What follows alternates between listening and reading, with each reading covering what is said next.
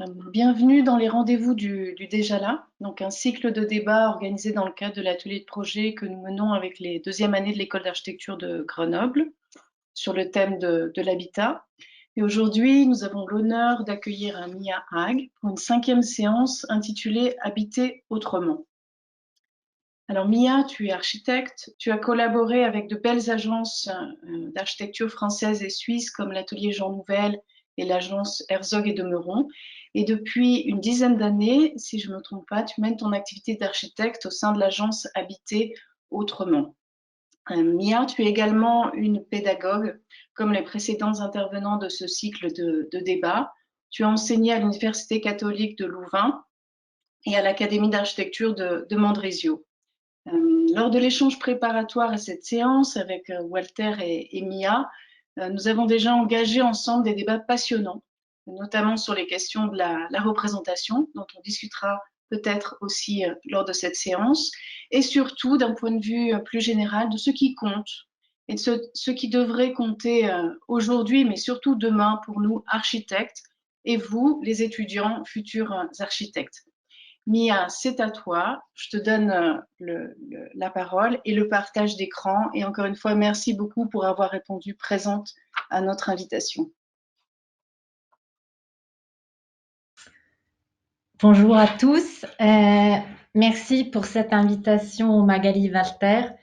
J'ai suivi votre travail depuis des années maintenant et je suis toujours impressionnée par votre engagement, la diversité de vos projets et workshops dans différents contextes. Je vais commencer par partager mon écran. J'ai intitulé cette conférence Habiter autrement. Le nom de mon agence, créée en 2007, comme a déjà expliqué Magali. J'aime le sens large du mot habiter en français, to live en anglais, mais aussi to dwell. L'idée de son nom venait d'un intérêt particulier pour la question du logement collectif, le logement social. À l'époque, j'étais sans expérience dans ce domaine. Auparavant, je n'avais jamais travaillé avec un programme qui avait autant de contraintes programmatiques et budgétaires et réglementaires. Avec mes collaboratrices et collaborateurs, j'avais envie de voir si c'était possible de faire des choses différemment, autrement. Habiter le déjà là est un beau titre pour un atelier de logement. Le déjà là devrait toujours être le point de départ de nos projets. J'ai organisé mon discours autour de 5 mots qui sont importants pour moi dans mon travail. Ceci dit, je suis pas dogmatique, donc je pourrais sans doute en sélectionner 5 différents, mais le premier de ce thème est le déjà là, le thème de votre atelier, qui signifie pour moi la spécificité de chaque lieu, de chaque situation. Dans ce contexte, ici, autrement dit, comment un logement se met en relation avec la ville qui l'entoure. À ce nom, une banlieue de Bordeaux, on s'est retrouvé sur un site avec des blocs d'habitation disparates répartis sur un territoire plate. Notre point de départ était ce beau pin parasol. On a fait une extrapolation de cet arbre et pour créer une pinède. Cette idée de créer un parc pour donner une identité à cet endroit est venue même avant de commencer à dessiner les 38 logements collectifs. Voici le plan masse, le pin parasol d'origine qui vous voyez en vert. Malheureusement, le promoteur en face l'a fait couper par la suite, mais nous, on a planté notre pinède quand même. Regardez aussi bien la toiture. Je vais parler de ça plus tard. Le plan masse, la maquette d'étude où on voit l'idée de la pinède, l'idée des arbres qui arrivent à unifier un peu ces blocs d'habitation et avec le jardin en toiture en haut. Comme je disais, notre point de départ est toujours le déjà là, le paysage, avec tout ce que ça implique, pas forcément naturel, même si c'était le cas à ce nom. Et c'est le cas aussi ici à Lormont, euh, au bord du fleuve de la Garonne juste à côté du pont de l'Aquitaine. 60 mètres de haut, qui est un peu le Golden Gate de Bordeaux, pour ceux entre vous qui connaissent Bordeaux. Je montre cette série de photos parce que je suis convaincue qu'il faut toujours passer le plus du temps possible sur le site avant de commencer à dessiner. Et je me rends bien compte que c'est pas facile, voire impossible en ce moment, mais je trouve quand même que c'est essentiel pour réaliser un projet.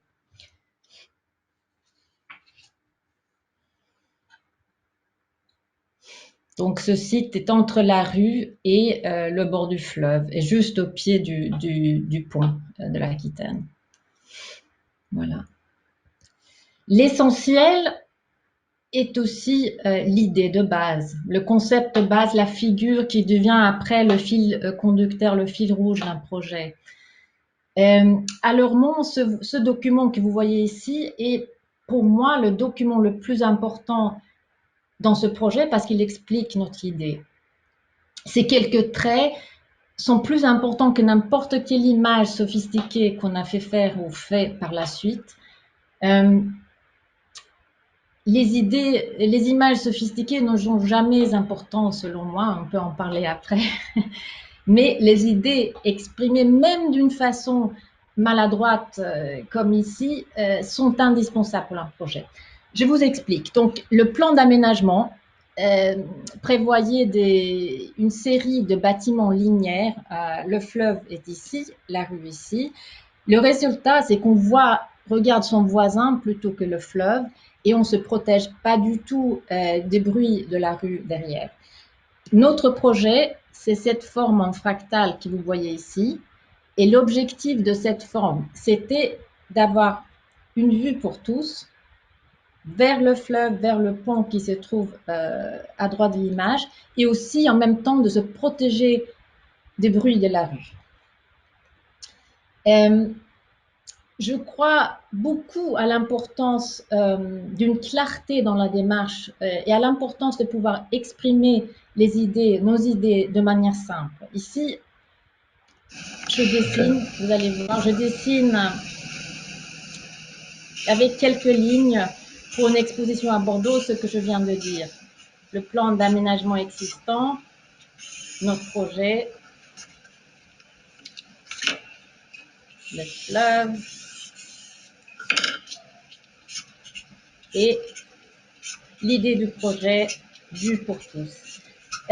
Avec mes étudiants, ce printemps, durant le lockdown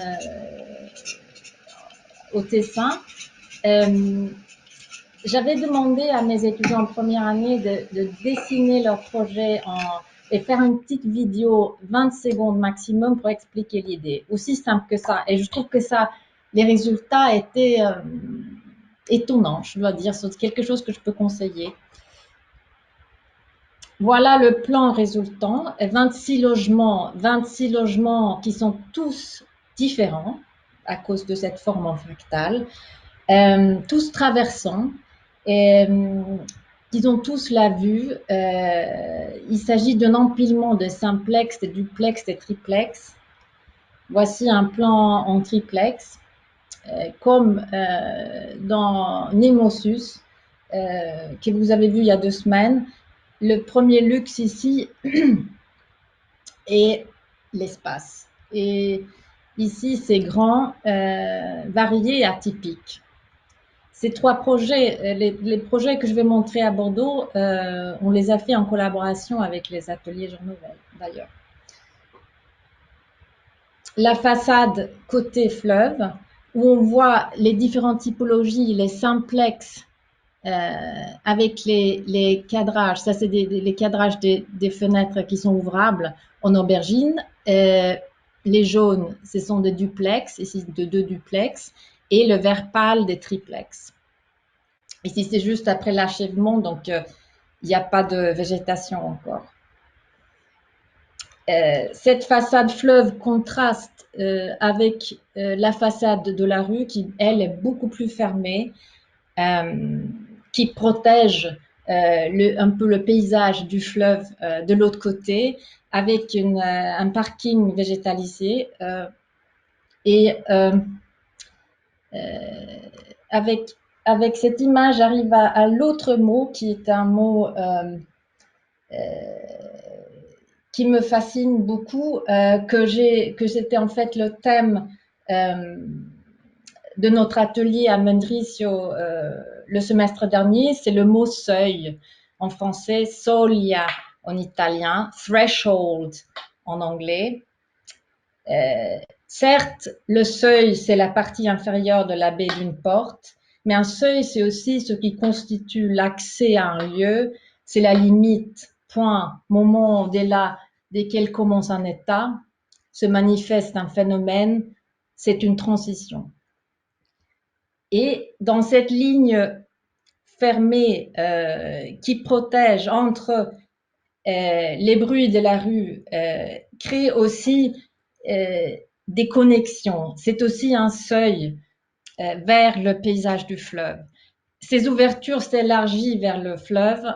On les a habillées en inox récuit brillant pour capter la lumière, pour refléter le paysage de l'autre côté. J'aime beaucoup ces images floues, un peu de rêve de l'image de l'autre côté.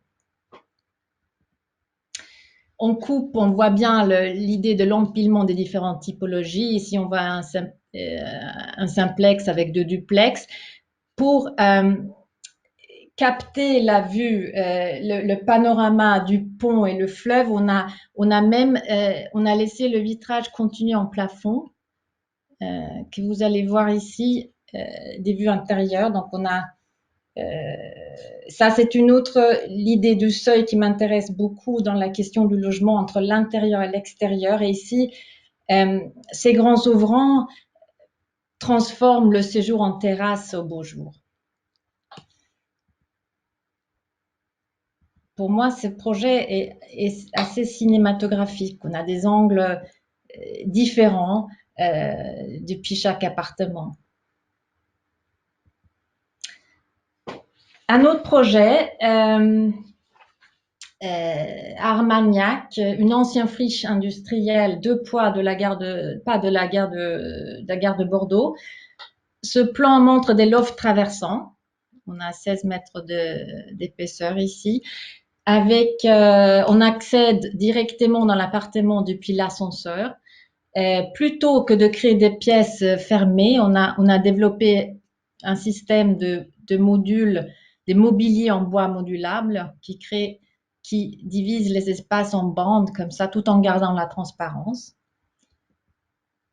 Et le seuil entre l'intérieur et l'extérieur se traduit ici par un ensemble de baies répiables et totalement escamotables, on dit peut-être en français, qui permet de créer une continuité entre l'espace intérieur et extérieur, comme vous voyez ici. Moi, j'aime beaucoup, c'est très important aussi, de pouvoir retourner et visiter des appartements et voir comment c'est devenu un chez-soi. Je trouve ça vraiment un moment important dans notre travail. Et ce couple, par exemple, ils habitent au dernier niveau de ce projet. Ils ont même créé leur propre jacuzzi en toiture. Et que ça me mène au l'autre mot-clé, ou l'autre thème, la toiture habitée. Parce que c'est hier que j'ai commencé plutôt que de montrer des projets l'un par l'autre, j'ai pensé que c'était intéressant de trouver des thèmes, aussi pour vous, peut-être après, pour regarder vos projets, comment ça correspond à ces thèmes. Et après, je me suis rendu compte que j'avais choisi 5 thèmes, donc c'est un peu comme Corbu avec les 5 points de l'architecture moderne. Donc, son deuxième point est la toiture terrasse, et voilà, mon troisième point est la toiture habitée. La coupe transversale du même projet Armagnac, où on voit les lofts traversants. Euh, on voit ici en bas l'accès des logements, les entrées. Dans le rez-de-chaussée, il y a aussi c'est un étage de bureau. Et on voit ces terrasses en haut. La photo du bâtiment, on a poussé le bâtiment vers un côté du terrain pour créer un jardin, une espèce de clairière urbaine devant le bâtiment. Et ça fait plaisir de voir ces loggias avec la vie, tout ce qui se passe sur les loggias. Et aussi, ici, on voit bien l'accès depuis le dernier étage aux toitures terrasses. Comme c'est une ancienne friche industrielle, cet élément shed qui permettait de donner l'accès à la toiture faisait aussi appel à l'histoire de ce lieu. Et ça, j'ai pris, il y a 1 heure, je suis allée sur Google et j'ai fait une capture d'écran. Nous, on n'a pas dessiné ce jardin en face. On aurait sûrement pas mis des poubelles comme ça. Je vois que les grimpantes ici ne poussent pas. De côté nord, ça pousse. Ici, ça pousse pas. Par contre, donc il y a beaucoup dans le logement, dans des projets comme ça, il y a toujours énormément de choses qu'on peut pas contrôler. Mais je trouve quand même, j'aime beaucoup quand même de voir toute cette vie, toute cette activité, tous ces aménagements sur les terrasses. Ça me fait vraiment plaisir. On revient, ça c'est une photo depuis vers la fin du chantier. Et je montre cette photo parce que ce qui était important dans ce projet, c'est la transparence, la grande transparence, les logements transversales ici, la relation entre les terrasses, les loggias à l'extérieur et les intérieurs dans les appartements. Et aussi, on voit les terrasses en surplomb des séjours et la relation entre les deux. Et sur ces terrasses, on peut vraiment voir loin de l'est à l'ouest. On a un panorama formidable de Bordeaux. Et je montre cette image parce que le bâtiment que vous voyez à droite, c'est le même type de programme. C'est du logement de location avec des budgets modestes. Et je trouve que là, on voit, pour moi, c'est une boîte trouée. On a une toiture plate, vide, sans aucun programme, pas accessible. Et je trouve que c'est là où on peut faire une petite différence en tant qu'architecte, ou grande différence, euh, si on réussit. Le projet que j'ai montré au début avec le pain parasol, ce nom, là, on a travaillé aussi avec la toiture. Chaque locataire a son potager, son jardin et son potager sur la toiture. On a aussi des panneaux solaires dans tous les projets pour avoir de l'eau chaude. Et dans le cas de ce nom, ça crée aussi un abri. Si on regarde le bâtiment, on voit aussi rez-de-chaussée 2 niveaux d'activité et puis des logements qui sont des logements très longs à ce nom, avec un jardin d'hiver au nord, avec une loggia au sud, une vue de la toiture terrasse, une vue du bâtiment juste après l'achèvement, où on voit ces locaux d'activité en bas, les logements. Ici, c'est la façade nord avec les ateliers d'artistes des différents verts et les toitures jardins. Ici, notre pinède, les pins sont encore très petits. J'ai regardé Google ce matin et on voit que ça a poussé pas mal. Bien sûr, nous, on aurait voulu avoir une pinède plus grande. C'est le développeur en face qui a créé son parking ici. Mais c'est déjà quelque chose. Et vraiment, ce que je trouve remarquable quand je regarde cette vue aérienne, c'est qu'on est les seuls d'avoir travaillé le toit. Ça, c'est le même type de programme qui a été, ça a été bâti juste après notre opération. Ici, il y a d'autres, ici c'est des maisons individuelles en bas, mais il y a beaucoup de logements collectifs et personne utilise les toits. On va continuer sur le thème des toitures habitées et on va passer en Suède, un projet en cours dans une petite communauté avec 600 habitants qui s'appelle Duved. Et on nous a donné une enveloppe pour créer des logements de 2 étages. Et la chose étonnante, c'est que selon le plan d'aménagement, on avait le droit de monter jusqu'à 12 mètres de hauteur au niveau de la crête, comme vous voyez ici. On a donc empilé 2 étages, même généreux, et on se rendait compte qu'il nous restait 4-5 mètres en haut. Et on a décidé de créer un espace hors programme, un espace supplémentaire, un espace non chauffé pendant l'été et modérément chauffé pendant l'hiver. Et voilà l'image que vous avez déjà vue. Cet espace peut devenir une serre où on peut faire pousser ses légumes, un jardin d'hiver, un atelier ou un espace de travail, un espace libre. L'espace est ventilé naturellement par des grands ouvrants. On récupère l'eau de pluie ici.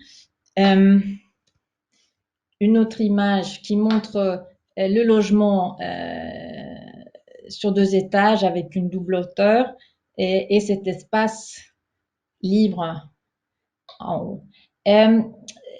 2 mots sur la représentation.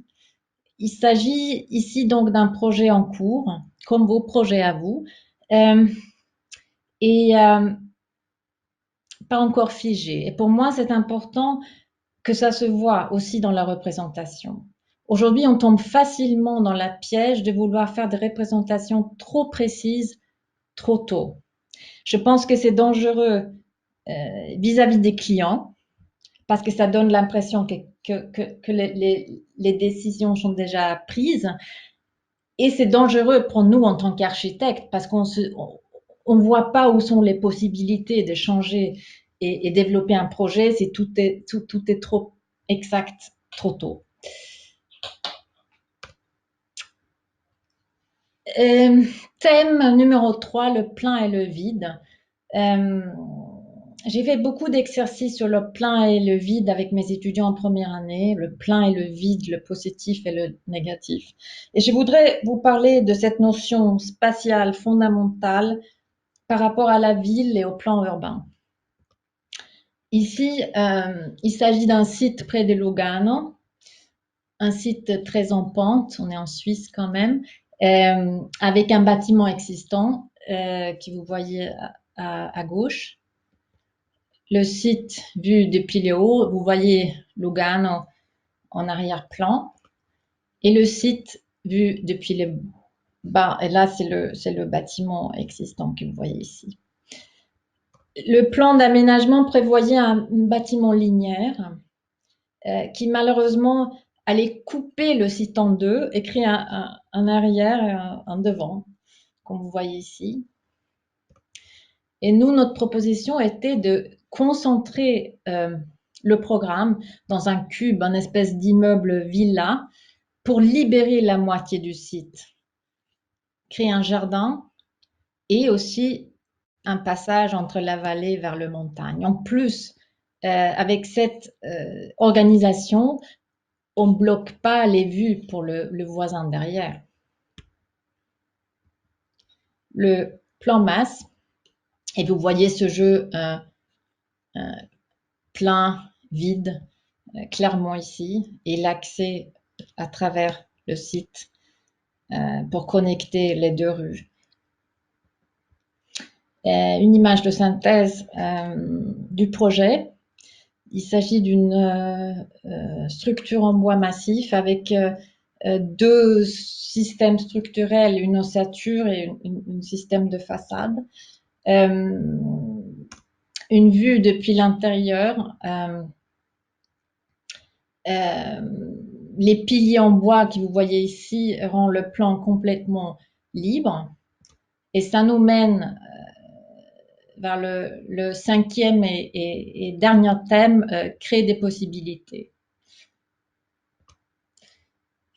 Chaque étage dans ce projet on peut faire un appartement de plus de 170 mètres carrés ou bien 3 appartements entre 55 et 59 mètres carrés ou 2 appartements, si les appartements peuvent avoir des configurations différentes. La liberté est quasi totale. Et en plus, ici vous voyez les deux structures, la structure de l'ossature, tout est en bois, la structure en façade. Pourquoi deux structures? La raison est si après 25 ans, on doit changer ou remplacer des éléments en façade abîmés par l'eau et le soleil, on ne touche pas à l'ossature.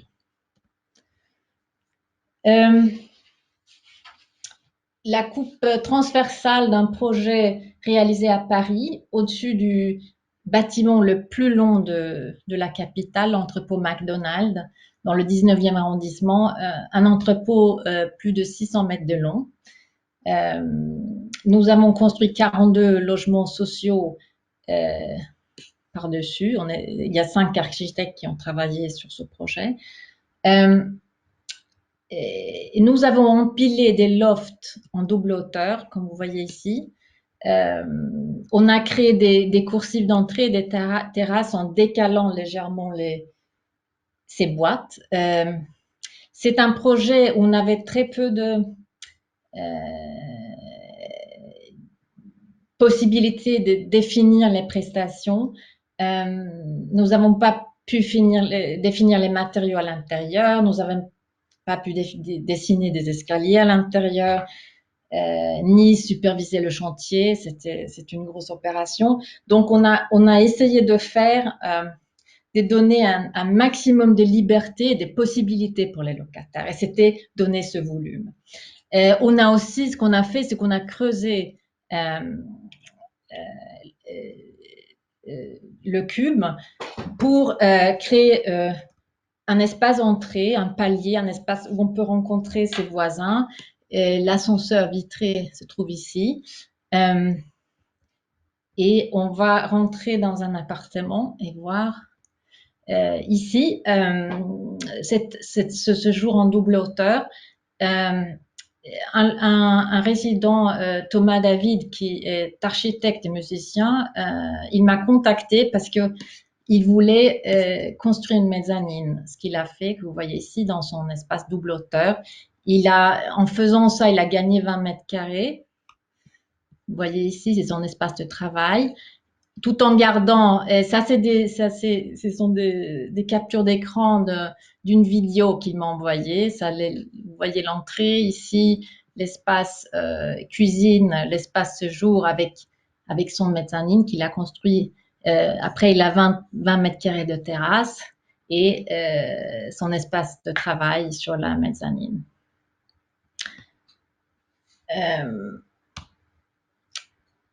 Je n'avais pas eu l'intention de parler de Nemosus. 99,9% des logements ne sont pas construits comme ce projet phare, comme vous le savez. Et c'est dommage. Je suis allée plusieurs fois. À chaque occasion, j'ai rencontré des habitants qui étaient très fiers de leurs habitations, de leur chez-soi, tout à fait inconventionnels, mais avec des très grandes qualités spatiales qui permet une liberté au-delà de ce qu'on peut avoir dans un HLM standard avec ses 2,40 m ou même 2,30 m sous plafond, le petit hall d'entrée, la petite cuisine, les chambres de 9 mètres carrés. C'est pour moi, et j'ai écouté la conférence d'Antoine Netto, donc je sais que les avis peuvent diverger sur ce sujet, mais un des plus beaux exemples d'une utopie réaliste et vivable. Et ça, c'est important, le taux d'occupation est élevé dans ce projet. Et mon conseil avant de finir, ayez confiance en vous-même, soyez courageux, soyez visionnaire, bon travail et merci beaucoup.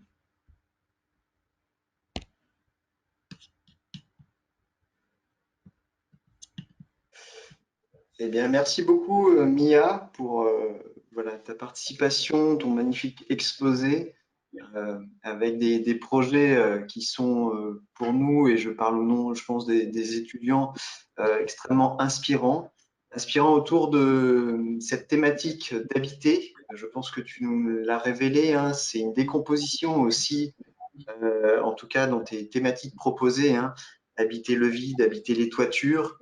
Nous sommes évidemment à travailler dans un contexte urbain, dans des lieux qui ont une présence, qui ont en même temps, à certains moments, des difficultés. C'est aussi notre rôle d'architecte de travailler avec ce contexte. Je dirais qu'on est aussi, tu l'as dit, hein, un petit peu visionnaire, utopiste.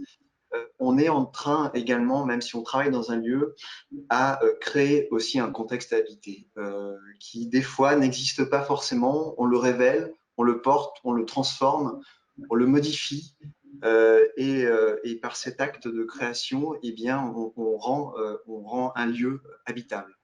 Voilà, d'où l'importance, et j'ai trouvé ça extrêmement intéressant aussi que tu nous montres les opérations voisines en comparaison de vos opérations pour voir aussi à un moment donné comment bien les choses se transforment dans un ensemble et comment à un moment donné, eh bien, des postures d'extension de l'habitation permettent aussi d'habiter non pas que l'immeuble, le bâtiment, mais également ses abords et la ville.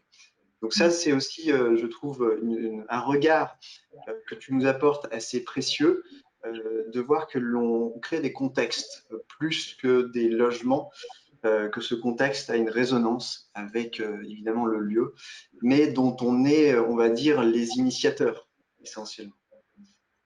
Voilà, avant peut-être d'échanger, parce qu'on aime bien échanger avec Mia, Magali, finalement sur ces notions d'habiter, sur ces notions aussi de représentation qui sont pour vous étudiants en deuxième année extrêmement fondamentales dans la pratique du projet. Ça, j'aimerais bien qu'on en débatte avec Mia, qui a une grande sensibilité par rapport à ces questions-là. J'aimerais quand même laisser la parole aux étudiants, hein, s'ils veulent réagir, s'ils ont des questions immédiates sur ton travail et ta présentation. Bonjour Romain, je te laisse te présenter à Mia. Ouais, bonjour. Alors du coup, j'avais une petite question du coup sur la représentation. Euh, ce serait ma question, elle tournerait autour du concept de sérendipité. Je ne sais pas si vous en avez déjà entendu parler. Euh, En fait, quand vous dites représenter des choses de manière floue, puisque c'est bénéfique pour les clients, mais aussi pour l'architecte. Quand vous dites ça, est-ce que c'est pas finalement se réapproprier l'architecture en tant que discipline scientifique, dans le sens où on sait aujourd'hui que les grandes découvertes, je pense par exemple à la pénicilline, ont été développées comme ça, donc avec, je ne sais pas si on peut parler de hasard, mais c'est en, je ne sais pas comment décrire ce concept de sérendipité, mais finalement en représentant les choses de manière plutôt floue, avec de la matière, avec des formes. Est-ce que c'est ce qui éveille finalement chez vous une réflexion, un regard, et puis qui vient générer l'ampoule sur vos têtes pour qui est l'idée finalement qui apparaît. Je ne sais pas si c'est comme ça que vous voyez les choses en termes de représentation. C'était pour avoir quelques éclairements. Je ne sais pas si j'ai été clair. Mais non, c'est une comparaison intéressante. Et pour moi, la question, je pense qu'un dessin peut être précis dans le sens d'une coupe. Il faut que ça soit précise, avec les hauteurs justes, avec les épaisseurs justes dans un plan.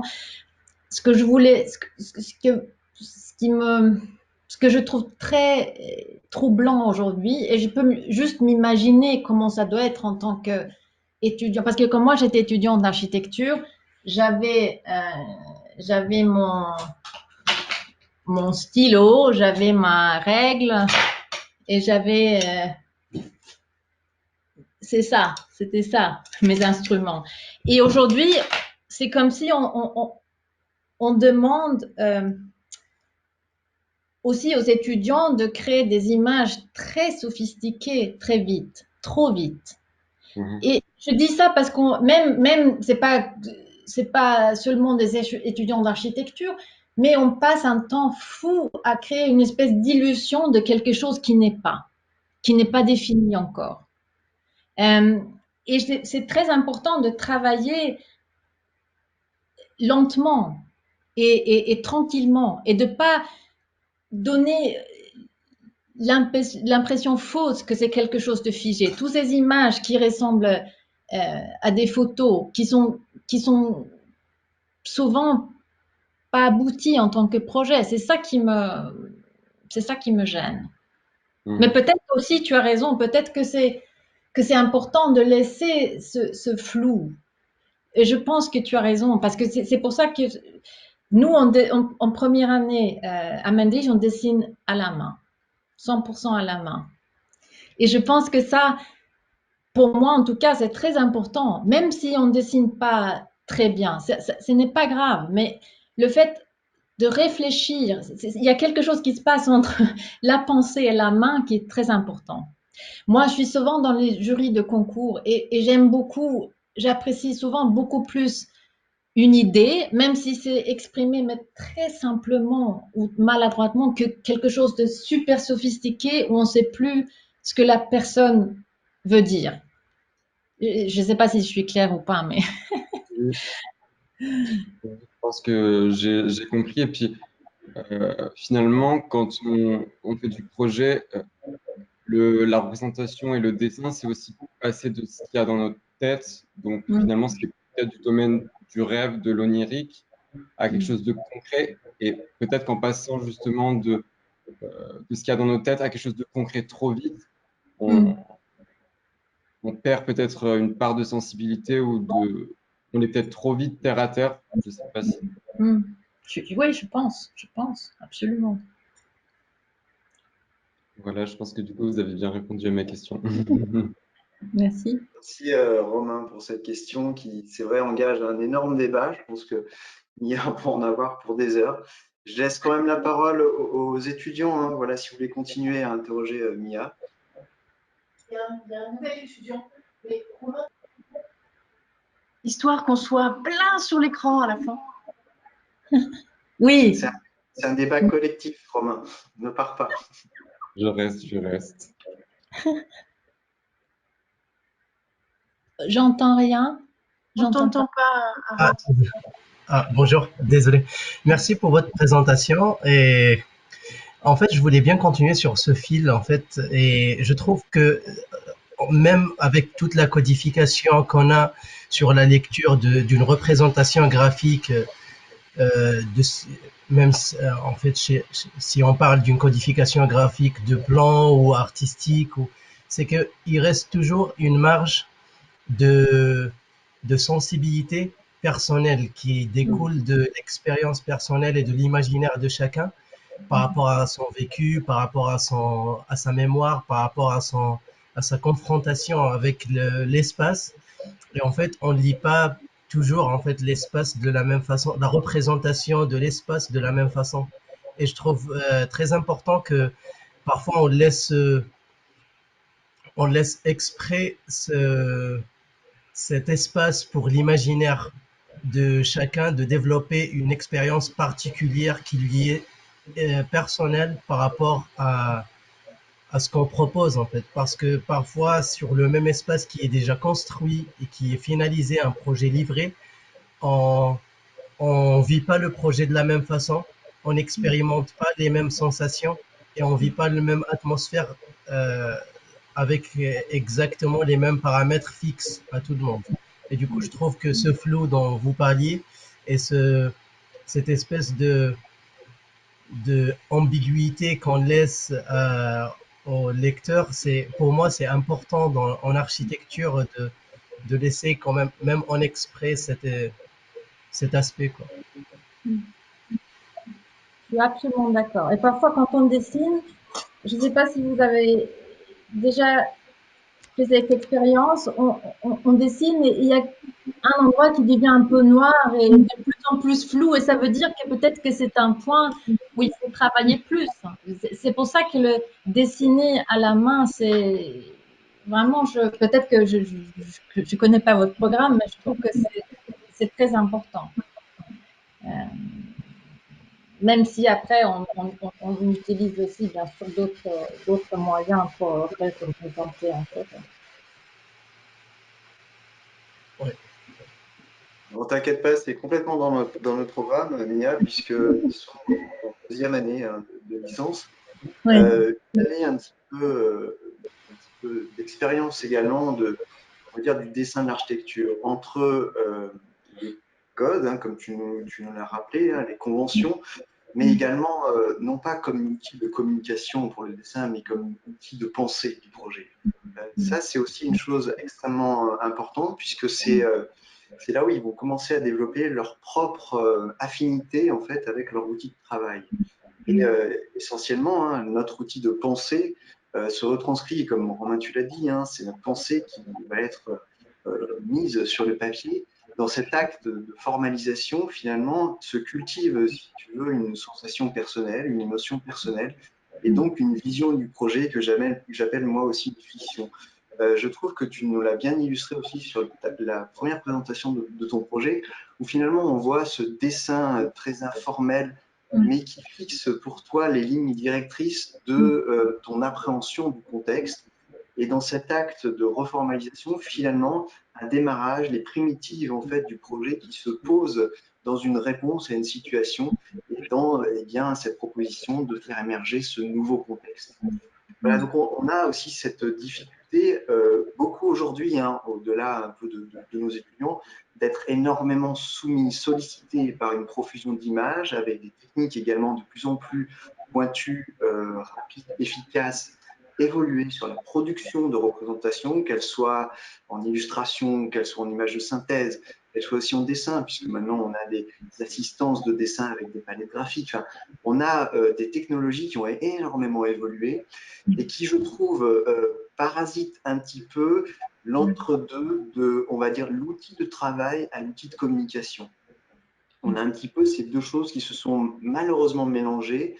Et c'est vrai que les architectes vont depuis très longtemps dessiner pour penser le projet. Et petit à petit, en tout cas, c'est peut-être notre époque, hein, j'ai l'impression que cette facilité, cette acuité, cette observation du dessin qui nourrissent la pensée architecturale s'efface sur, on va dire, une surenchère, voire des automatismes de communication qui sont bien, on va dire, trop en amont dans la période de gestation du projet. Alors, ce qui est intéressant, c'est voilà, quand on parle de dessin, peut-être distancier un petit peu les choses, hein, une représentation, la qualifier comme outil aussi de se représenter les choses pour l'architecte. Tu l'as évoqué à un moment donné, je trouve ça très beau.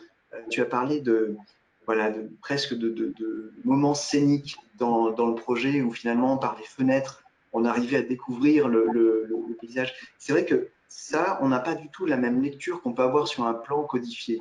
Mais ça, c'est ce qui donne aussi à l'habitat, à l'habité, une émotion, un sens, une sensibilité. Et finalement, cette matière-là, on va dire scénique, sensible, comment est-ce qu'on arrive à la travailler? Par quel mode de représentation on arrive à la formaliser et donc à la concrétiser? C'est là où le dessin, la représentation, tous ces outils-là que l'on convoque avec notre propre singularité deviennent importants dans une forme un peu caricaturale, non réaliste, puisqu'on ne sait pas où on va. On est en train de travailler sur des matières des fois intangibles, hein, la mise en scène, la lumière, des fois la nature, des choses qui ne sont pas forcément avec des contours, on va dire, précis, réglés et forcément clairs. Donc c'est ces matières-là aussi dans lesquelles on le voit dans les projets, notamment aussi que tu as mené avec Jean Nouvel, hein, ces effets de reflet où on essaye à un moment donné d'effacer l'architecture et on essaie de se représenter voilà, des interstices, des failles, des moments où l'habité devient un contexte un petit peu particulier. On a perdu Ferhat sur nos petits diaporamas, mais on a gagné un nouvel étudiant, Elias Colas, donc il veut poser une question. Oui, j'aimerais juste poser une question. Vous m'entendez bien? Oui, oui. C'est sur le fait que, du coup, je me questionne par rapport à justement travailler lentement et prendre le temps de dessiner, parce que j'ai l'impression quand même qu'on force et de plus en plus à travailler très vite et d'arriver très vite à des formes abouties.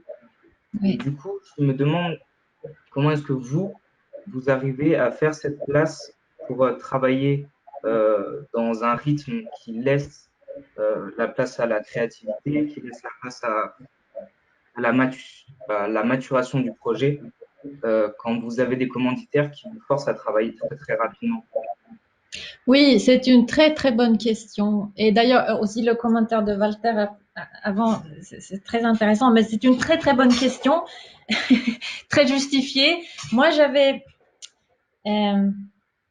quand je faisais, j'explique un peu mon parcours rapidement pour arriver à répondre. Quand j'ai fait mes études en architecture, j'étais convaincue que j'allais jamais trouver un travail comme architecte parce que c'était la crise dans les années 90.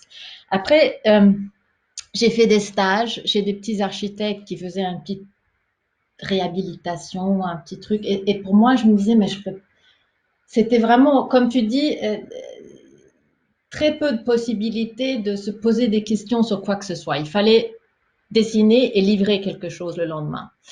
Donc, je me suis dit, je ne peux pas passer ma vie comme ça, au bout de 6 ans d'études ou plus. Donc, j'ai eu de la chance, j'ai eu la possibilité, je dirais comme par hasard, de travailler avec Jean Nouvel et avec Herzog de Meuron. Et dans ces agences, je dois dire pour un jeune architecte, une jeune architecte, on avait tous ce luxe de travailler, de vraiment, à Herzog de Meuron, par exemple, de faire des maquettes d'études, de faire des projets, des études, pas seulement des concours, mais aussi, déjà, on est nombreux, c'est très international, on avait vraiment cet espace et possibilité de discuter l'architecture, de travailler de certains aspects et aussi, parce que je pense qu'il faut aussi qu'il y ait un plaisir, il faut qu'il y ait, et c'est ça que j'ai découvert en commençant en travaillant, que moi, j'aime pas travailler seule, j'aime faire l'architecture en discutant, en travaillant avec quelqu'un, j'aime les collaborations. Donc pour moi, c'était vraiment une énorme j'avais compris ce que ce métier pouvait être quand j'ai commencé à travailler, ce que j'avais pas compris quand j'étais étudiante. Après, quand j'ai fondé mon agence, c'est vrai que du coup, on retombe à la réalité, c'est-à-dire que j'avais pas les mêmes possibilités qu'Herzog de Meuron de faire une étude pendant 3 mois. Mais j'étais très heureuse d'avoir eu cette expérience parce que ça me permettait de prendre un petit peu de place quand même, un petit peu plus de temps pour faire des études, des photos, des maquettes d'études, pour peut-être présenter les choses un peu différemment, pour pas justement peut-être tomber dans cette piège de faire des images de synthèse qui, selon moi, 89% sont très banales, mais qui prend beaucoup de temps et qui coûtent cher, que peut-être de présenter une petite maquette d'études. Donc, mais c'est compliqué. Moi, comme actuellement, je travaille avec très peu de projets et je travaille lentement parce que c'est ma priorité. Mais ça dépend des situations de chacun. Mais je suis d'accord avec toi. C'est ça le risque de notre métier, surtout quand on démarre, surtout quand on a une petite agence et on a besoin d'avoir beaucoup de commandes et on a besoin de payer son loyer. Comment créer, avoir cette liberté? Comment créer ce temps et cet espace pour faire ce qu'on aime faire, c'est-à-dire réfléchir sur l'architecture, sur l'espace. Et c'est une lutte, hein. Ok. Mais il faut essayer de protéger cet espace parce que sinon, ce métier n'a aucun sens, selon moi. D'accord. Merci. Merci. C'est vrai, merci Mia en tout cas pour cette illustration. C'est vrai qu'on est aussi dans une époque un petit peu rapide. Ouais, Finalement, les budgets sont réduits, ça veut dire ouais, que les temps d'études sont réduits. Cette place, ouais, j'aime beaucoup le fait ouais, que tu parles de place finalement, ouais. d'expérimentation, de créativité, hein, qui est finalement essentielle à l'architecture pour qu'elle puisse évoluer. Puisque c'est vrai que ce qui se passe, et tu le soulignes aussi dans cette attitude d'utiliser des codes de représentation, d'images de synthèse, où finalement, au fil du temps, dans l'urgence, l'on ne fait que de la copie, que de la copie de recopie finalement. Donc il n'y a plus d'innovation, il n'y a plus d'avancée.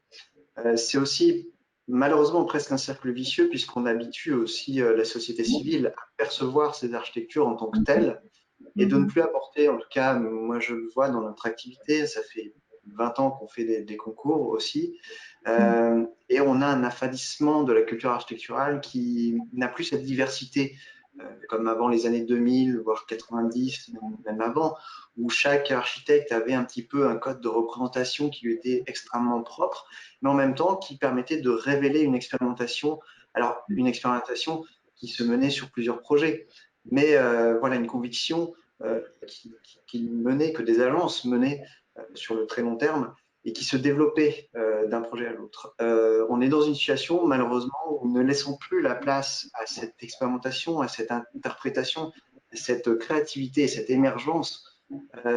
Eh bien, on arrive finalement à stagner, tout simplement, stagner dans des productions qui vont être de plus en plus urgentes et de perdre, moi, ce qui me fait très peur aussi, hein, ce que tu soulignes, perdre cet enthousiasme. En tout cas, je pense qu'on a tous le même que toi, de découverte, d'échange et de progressivité. Donc ça, c'est vrai que c'est très important.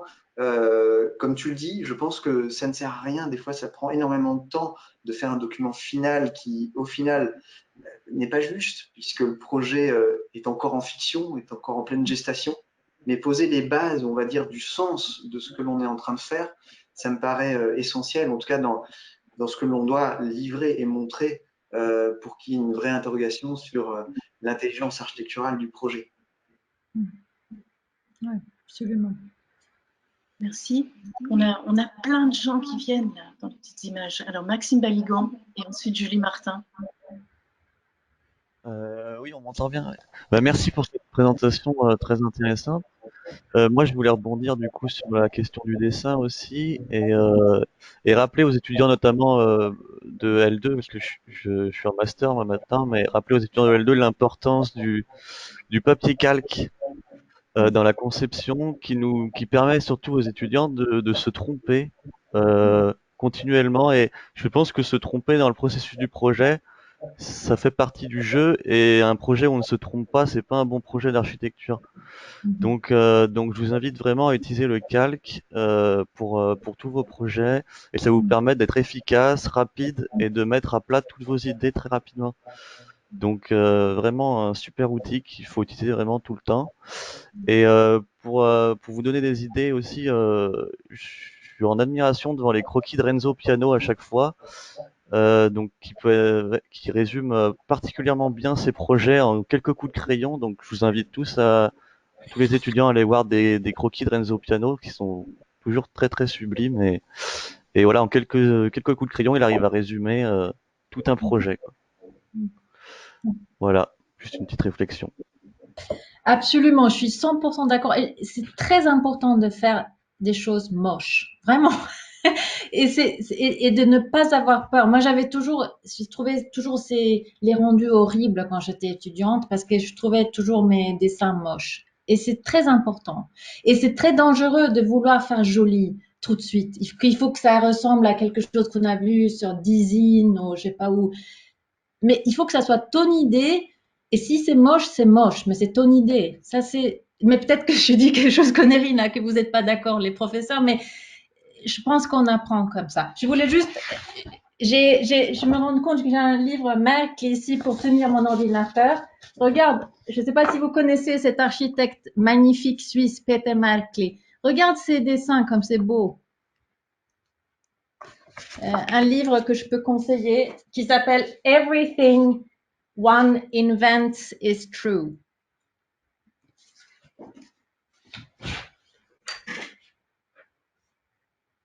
Julie. D'abord, merci. Puis c'était aussi pour vous remercier parce que c'était en réaction aussi à tout ce que j'ai entendu. Je pense que la question de l'imaginaire, du dynamique, de la créativité, on ne peut pas l'amener dans l'absolu, qu'elle est subversive et qu'il faut la placer tout le temps partout.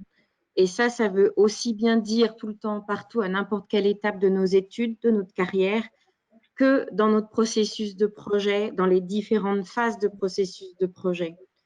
Comme l'a très bien montré voilà, cet exposé, c'est-à-dire effectivement, et la représentation, quand on accepte qu'elle soit une tentative, qu'elle soit un moyen pour réfléchir et pour faire avancer, c'est une superbe arme de créativité et de subversion. Et ça, il faut pas baisser les bras parce qu'à des moments, on n'arrive pas à tout tenir. C'est une attitude qu'il faut avoir tout le temps et partout. Et par exemple, c'est ce que font aussi Mag et Walter en vous proposant, c'est entre midi et 2 où on a le temps, où il y a l'espace de discuter de ça. Ouais. Voilà. Donc, tout le temps, partout, par tous les moyens. Oui, absolument. S'il n'y a pas d'autres vidéos d'étudiants qui s'affichent ou de non-étudiants, je veux bien vous poser une question, Mia. Ce qui me fascine chez toi, c'est ta curiosité et ton appétit de toujours découvrir de nouvelles choses et te questionner. Et en particulier, tu m'as fascinée avec les images Google que tu as été voir sur Internet pour voir comment ton projet avait évolué au fil du temps. Donc ça, c'est assez magique, quoi. On reproche à certains architectes de livrer leur bâtiment et de ne pas prendre soin de ce qui se passe après. Et on voit qu'on peut le faire même avec Google en regardant ce qu'il est devenu. Et je me demande comment est-ce que tu travailles cette dynamique de l'usage et pour un architecte d'arriver à se projeter dans quelque chose qu'il ne maîtrise pas. Et comment est-ce que tu la travailles, cette dynamique? Donc avec les points que tu nous as donnés, donc la toiture habitée, les grands principes, le plein, le vide, la question du déjà là et en particulier paysager, la question du potentiel d'appropriation, c'est-à-dire de ne pas proposer une seule chose, mais de proposer une multitude de choses quand on crée un espace et des dispositifs qui vont le permettre de le configurer. Mais quels sont tes outils? Est-ce que tu as des outils dans tes projets? Est-ce que ça va être le dessin qui va t'aider à penser l'usage? Est-ce que ça va être le texte? Est-ce que ça va être des fictions, donc d'arriver à s'inventer des histoires en les dessinant, en les racontant? Qu'est-ce qui va faire que tu vas arriver à te projeter dans cette idée de l'usage qui est extrêmement complexe parce que chacun est un individu et c'est dur de sortir de soi. C'est un travail, on sort de son corps d'une certaine manière pour essayer de se projeter dans ce que les autres pourraient penser, comment est-ce qu'ils pourraient s'approprier les espaces qu'on dessine. Et ça, c'est difficile. Et quels sont les conseils qu'on pourrait donner à nos étudiants pour arriver à penser l'usage? Voilà ma question, si je la reformule un peu mieux que ce que je viens de faire jusqu'à là. Merci. Belle question, Magali, merci. Oui, j'imagine que chacun entre nous, on a tous des modes de fonctionnement, des modes de travail différents. Moi, j'aime beaucoup le dessin, j'aime beaucoup dessiner. Je savais pas du tout, j'avais pas l'habitude de dessiner quand j'ai commencé en architecture. J'étais un peu complexée au départ parce que il y avait d'autres étudiants qui dessinaient déjà super bien. Et je suis pas très précise. J'ai jamais été très précise. Chacun son tempérament. Moi, la seule façon pour moi de travailler, c'est un dialogue. J'ai vraiment, moi, je peux pas. Je sais qu'il y a des architectes qui arrivent à développer un projet tout seul en dessinant. Moi, je suis pas comme ça. Moi, je dessine. Après, j'ai besoin de montrer à quelqu'un et avoir un feedback. Et après, et vice-versa. J'aime beaucoup donner des feedbacks à d'autres, si c'est mes étudiants, si c'est des collègues. Mais pour moi, et c'est aussi ce qui pour moi, dans mon agence, mais aussi avant, dans mon expérience, avant de créer mon agence, je trouve que comme c'est pas Borges qui a dit ça, mais il faut travailler avec the seriousness of a child at play. C'est ça, il faut que ça soit, il faut jouer, enfin, il faut que ça soit un plaisir, il faut que ça soit un échange, il faut que ce soit un dialogue. Sinon, pour moi, en tout cas, je pourrais jamais faire un projet d'A à Z toute seule dans mon atelier. Et d'ailleurs, je connais pas. J'ai eu l'occasion de travailler avec des très grands architectes et je vois aucun qui travaille en solitude. Le mythe de Glenn Murcutt qui travaille tout seul, je suis sûre que ça existe aussi, hein, mais pour moi, je trouve que c'est vraiment la façon la plus intéressante de travailler, en échange et en dialogue.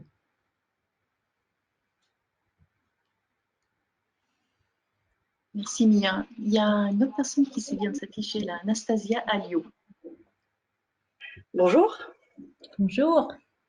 J'avais une question, ça concerne plutôt, je voulais savoir, est-ce que par exemple ça vous est déjà arrivé d'avoir un projet où l'idée en fait elle venait pas du tout, où vous mettiez du temps à avoir une idée Oui, je mets souvent beaucoup de temps pour avoir une idée. Mais je pense que... Oui, pardon. Je veux savoir du coup, c'était, enfin, comment vous avez fait pour pour trouver une idée, comment vous êtes abouti comment vous avez réussi à aboutir à quelque chose au bout de plusieurs jours ou plusieurs semaines? Oui, oui, ça arrive tout le temps, la manque d'idées.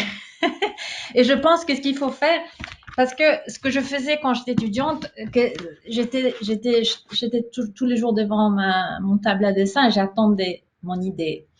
Et moi, je pense qu'il faut dessiner même les idées mauvaises, même les idées qui sont probablement pas les idées géniales, mais il faut les dessiner, il faut les regarder critiquement, il faut dire qu'est-ce qui marche et qu'est-ce qui ne marche pas et pourquoi ça ne marche pas. Et pour moi, c'est la seule façon de progresser. Je pense aussi, et ça, je trouve que c'est une grande qualité chez certains architectes en tout cas. Aussi, j'ai vu ça dans la veille de le rendu d'un concours. On regarde un projet, on se dit, mais tiens, c'est pas ça. Il faut faire l'inverse. Parfois, on travaille des semaines, et ça peut être que l'idée n'est pas bonne, mais après, quand vous travaillez, vous allez voir, ça peut aussi être qu'on travaille des mois sur un projet. Le client arrive et dit non, j'ai pas envie de faire comme ça, il faut faire comme ça. Et tout bascule et il faut recommencer. Si c'est une chose que je pense qui est très importante pour pas vivre sa vie comme un architecte en permanence malheureux et malheureuse en permanence, c'est avoir cette flexibilité, de toujours pouvoir reconsidérer nos idées, questionner nos idées et les idées des autres, et un programme et un cahier de charges et il faut vraiment avoir cette flexibilité intellectuelle et toujours voir pour pouvoir voir les choses à l'envers et tourner et c'est pas pour rien qu'on tourne souvent une maquette de concept. Qu'est-ce qui se passe si on fait à l'envers? Qu'est-ce qui se passe si on tourne, si on fait des choses différemment? Donc voilà, je pense que pour répondre à ta question, c'est vraiment, il faut toujours travailler. Même si l'idée n'est pas là, il faut continuer. Et l'idée arrivera. D'accord, très bien, merci. Mia, je me permets de réagir à quelque chose de très important que tu viens de dénoncer, cette notion de travail qui à un moment donné bascule, je pense pour pas faire peur aux étudiants et puis aussi pour bien comprendre. c'est vrai que quand on dessine, l'acte de dessiner, c'est aussi une façon d'appréhender les choses. Et tu l'as bien illustré, c'est une façon de les faire évoluer. Sans finalement cette manipulation du dessin, qui est une maturation un petit peu du projet, qui va offrir, je pense, cette souplesse à un moment donné, eh bien, de changer un trait du dessin, de le retourner et de s'adapter finalement à de nouvelles données qui viennent infléchir le projet. Finalement, il ne faut pas avoir peur de dessiner, puisque le dessin n'est pas l'élément final. On en revient toujours à cette question de la représentation, où on est dans une habitude aujourd'hui de production plus de dessin. Et je trouve que ce qui fait l'enthousiasme de notre métier, c'est cette découverte qui passe beaucoup par finalement son dessin qui va évoluer. Et à chaque fois que ce soit une discussion, moi j'aime beaucoup quand tu parles de discussion, hein, le dessin est aussi un langage que l'on peut avoir avec l'autre, qui permet à un moment donné de voir les choses autrement, de voir les choses autrement aussi à plusieurs, et ce qui permet de faire évoluer une idée et en même temps de construire un projet. Peut-être que le dessin final, et en tout cas les étudiants ont beaucoup cette inquiétude hein, du rendu final, mais des fois il peut être fait extrêmement rapidement en fait, extrêmement rapidement. L'objectif n'est pas en fait de commencer le dessin final, le rendu final au démarrage du projet. L'objectif est finalement de trouver son enthousiasme dans le projet et de le développer par ce jeu du dessin.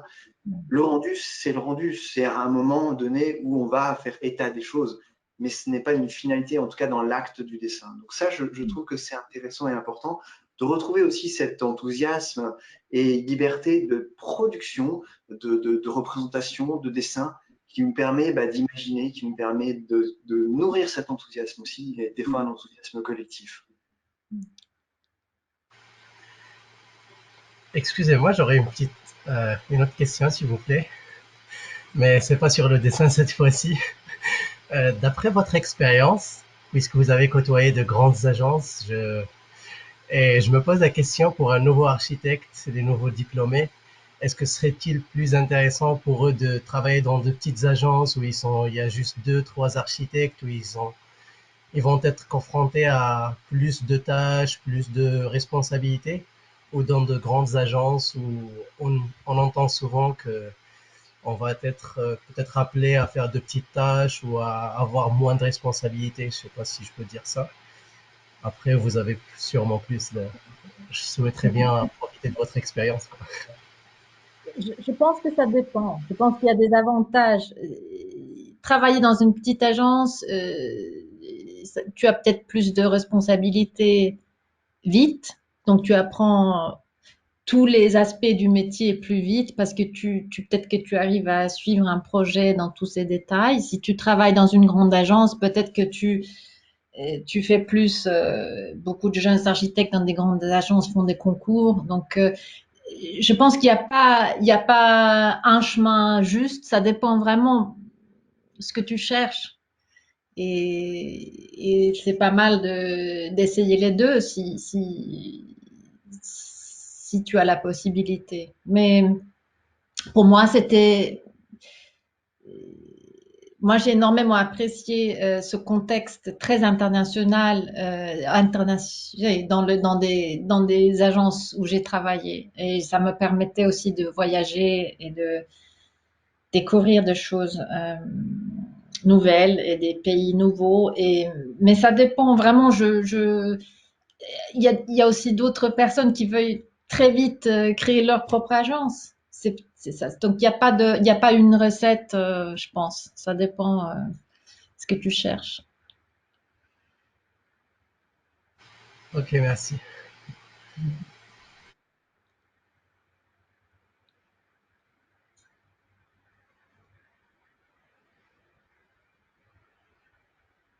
Je vous propose qu'on s'arrête ici s'il n'y a pas d'autres questions et de remercier vivement Mia Haag pour le très bel exposé qu'elle nous a proposé aujourd'hui. Comme l'a dit Walter, je pense qu'il est vraiment inspirant à la fois pour tous et pour nos étudiants donc, qui sont dans une maturation avancée de leur projet. Donc, ça tombe vraiment à pic. Les questions qui ont été soulevées sur le déjà là, sur les usages, sur ceux qui vont habiter les espaces qu'on dessine et sur la représentation sont majeures dans les réflexions qu'on se pose aujourd'hui et en particulier en état de confinement, semi-confinement, distancié, hybride, et toutes ces questions-là. Donc, c'est vraiment important qu'on maintienne ce débat, je pense, maintenant, pour pas qu'il y ait des glissements qu'on ne maîtrise pas. Cette question de la maîtrise et d'être celui ou celle qui décide ce qui est en train de se passer. Donc, de tenir l'idée, de tenir l'architecture, de l'avoir dans ses mains. Donc, c'est vraiment ce que vous êtes en train de faire, les étudiants, avec votre projet. Là. Donc, c'est à la fois extrêmement excitant, mais extrêmement dangereux. Donc, c'est ça aussi qui fait la force du métier. Donc, je pense qu'il faut qu'on reste tous alertes. Ça, c'est important. Ça me tient à cœur. Et je vous remercie donc à tous aussi d'avoir assisté à cette conférence, débat, intervention, donc on appelle du nom de rendez-vous. Et puis, je vous souhaite une très bonne journée. Et encore 1000 fois merci, Mia, pour avoir répondu présente à cet appel et pour ta générosité. Merci Mia, à bientôt. Bonne journée à tous. Merci.